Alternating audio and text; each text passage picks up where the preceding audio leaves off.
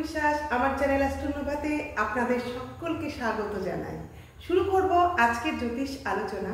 আমার আজকের আলোচনায় থাকবে মেষ রাশির এপ্রিল মাস 2025 সালের কেমন যাবে।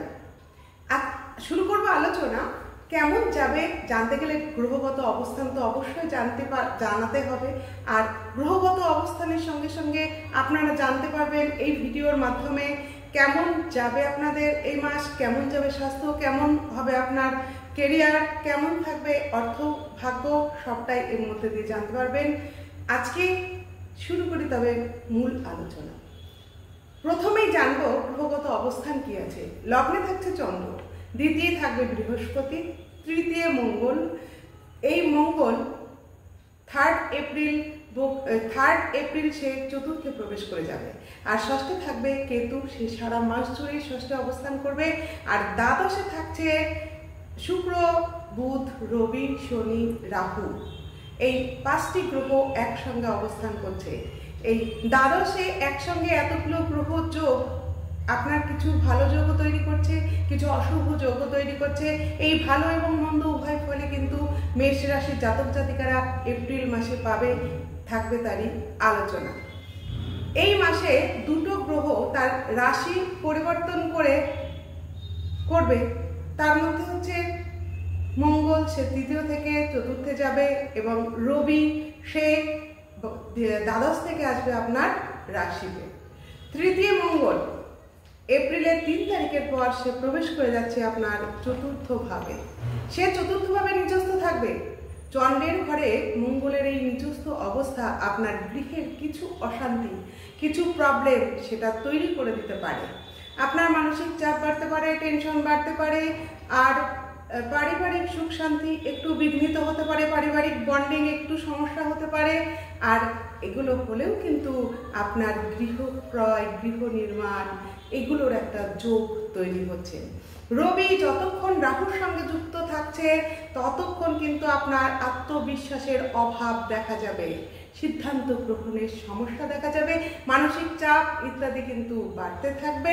রবি যখন গোচর করে যাবে 14 তারিখে, যখন সে আপনার রাশিতে চলে আসবে, তখন কিন্তু আপনার মনোবল যথেষ্ট বেড়ে যাবে, আপনার এই সমস্ত সমস্যাগুলো কেটে যাবে।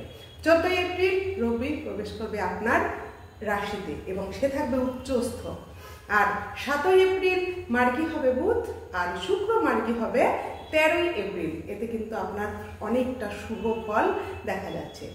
আপনাদের ষষ্ঠে কেতু আর দ্বাদশে রাহু, এর ফলে একটা কালসর্প যোগ তৈরি হচ্ছে। এই কালসর্প যোগের কিন্তু কিছু নেগেটিভিটি মেষ রাশির জাতক জাতিকার উপর এপ্রিল মাসে পড়তে দেখা যাবে।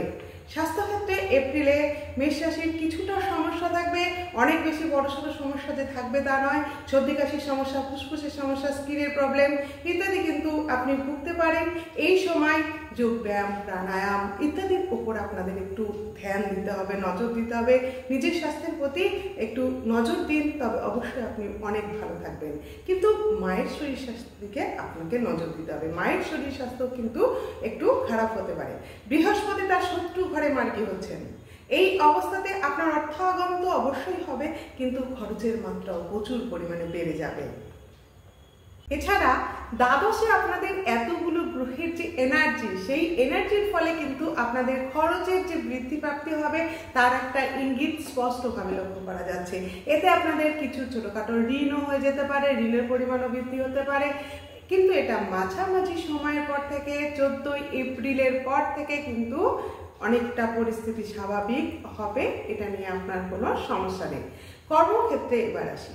এবার কর্মক্ষেত্রে আপনাদের মাসের প্রথম দিকে যথেষ্ট চাপ থাকবে, শত্রু বৃদ্ধি পাবে, আপনার কিছু সহকর্মীর সঙ্গে মনোমালিন্য হতে পারে, বসের সঙ্গে বা ঊর্ধ্বতন কর্তৃপক্ষের সঙ্গে আপনার দূরত্ব তৈরি হতে পারে। কর্মক্ষেত্রে পরিশ্রমের মাত্রা, অতিরিক্ত পরিশ্রমের মাত্রা বেড়ে যাবে। তবে বুধ এবং শুক্র যখন মার্গী গতিতে ফিরবে তারপর কিন্তু আপনার এই 14 এপ্রিলের পর বা মধ্য এপ্রিলের পর আপনার কিন্তু কর্মক্ষেত্রের এই সকল অশান্তি অনেকটাই দূরীভূত হবে, আস্তে আস্তে সেটা সরে যেতে শুরু করবে। মেষ রাশি চাকরি পরিবর্তন করতে ভীষণ পছন্দ করে, তাই মেষ রাশির জাতক জাতিকাদের সেই শুভ সুযোগটা চলে আসবে এপ্রিল মাসের মাঝামাঝি থেকে।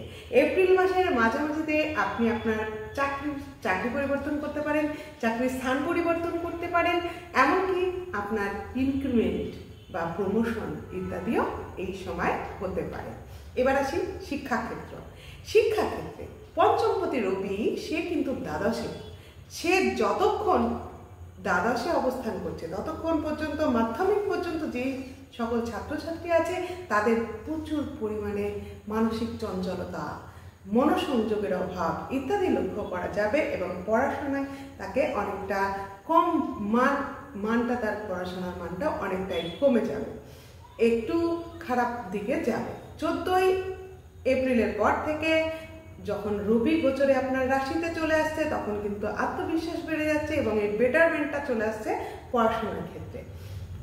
এছাড়া শনি এবং রাহু এরা একাদশে বসে একটা সাপেক দোষ তৈরি করেছে। এই সাপেক যোগের ফলে প্রথম দিকে পড়াশোনার সঙ্গে সঙ্গে আপনার কিন্তু কেরিয়ারটাও জমতে বাধা আসবে, কেরিয়ারও কিন্তু ঠিকঠাক তৈরি হবে না স্টুডেন্টদের ক্ষেত্রে।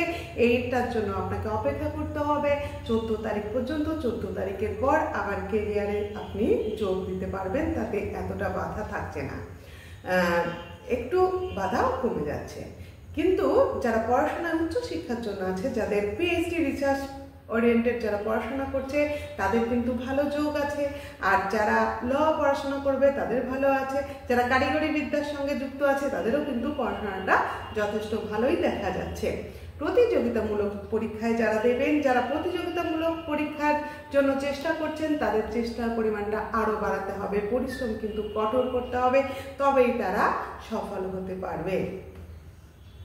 শুক্র মীন রাশিতে উচ্চস্থ থাকে এবং সে আবার 13 এপ্রিলে মার্গী গতিতে ফিরছে। এর ফলে আপনার কিন্তু যথেষ্ট শুভ ফল এনে দেবে। শুক্র যখনই আপনার উপরে শুভ ফল দেবে তখন কি হবে, আপনার লাক্সারিয়াস লাইফটা আরো ভালো হবে, আপনি আরো সুখী হবেন, আরো ভালো জীবনযাপন করতে পারবেন, কিন্তু আপনার খরচও প্রচুর পরিমাণে বেড়ে যাবে। এবার আসি প্রেম সম্পর্ক। আপনাদের জন্য এপ্রিল মাস প্রেম সম্পর্কের ক্ষেত্রে যথেষ্ট ভালো। এক্ষেত্রে দেখা যাচ্ছে আপনি পার্টনারকে নিয়ে কোথাও ঘুরতেও যেতে পারেন, এক্ষেত্রে আবার ট্রাভেল করার জন্য আপনার পয়সা খরচও হতে পারে।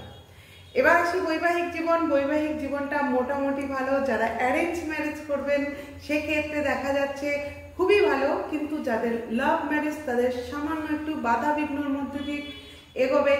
মত পার্থক্য, মনোমালিন্য ইত্যাদি কিন্তু প্রথম দিকে মাসের আসতে পারে।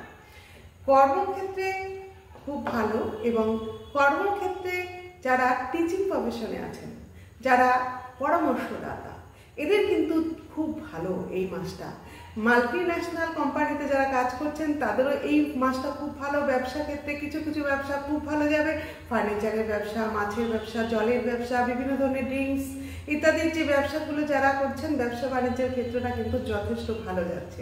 যারা রাজনীতিতে আছেন, রাজনীতিবিদ, আপনাদের ভবিষ্যৎ কিন্তু খুব ভালো।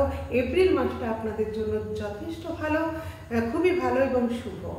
আর যারা লেখালেখির কাজ করেন, যাদের মধ্যে ক্রিয়েটিভিটিটা আছে, যারা কবিতা লেখেন, গল্প লেখেন, প্রবন্ধ লেখেন, তাদেরও কিন্তু প্রতিভা আরও বেশি করে প্রতিভার উন্মেষ ঘটবে এই এপ্রিল মাসের মাঝামাঝি সময় থেকে, কারণ রাশিতে আপনার রবি চলে আসছে।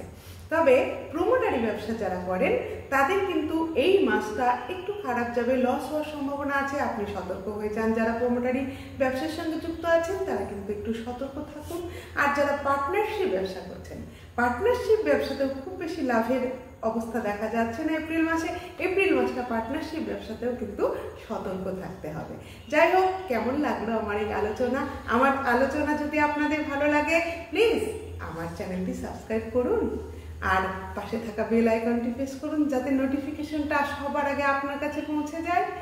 আর আমার চ্যানেলটা কেমন লাগলো সেটা একটু কমেন্ট করতে ভুলবেন না। আর আপনি যেটা করবেন সেটা হচ্ছে, আপনার জন্য থাকবে একটা ছোট্ট টিপস, সেটা হচ্ছে আপনি নিয়মিত হনুমান চালিসা পাঠ করুন, তাহলে কিন্তু আপনারা ভালো থাকবেন। আর একটা যেটা করবেন, যদি আপনার সম্ভব হয় 15 মুখী রুদ্রাক্ষর রুদ্রাক্ষ, সেটা যদি আপনি গলায় ধারণ করতে পারেন তাহলে মেষ রাশির জাতক জাতিকাদের জন্য 2025 সালের এপ্রিল মাস কেন পুরো বছরটাই খুব ভালো যাবে। সকলে ভালো থাকুন।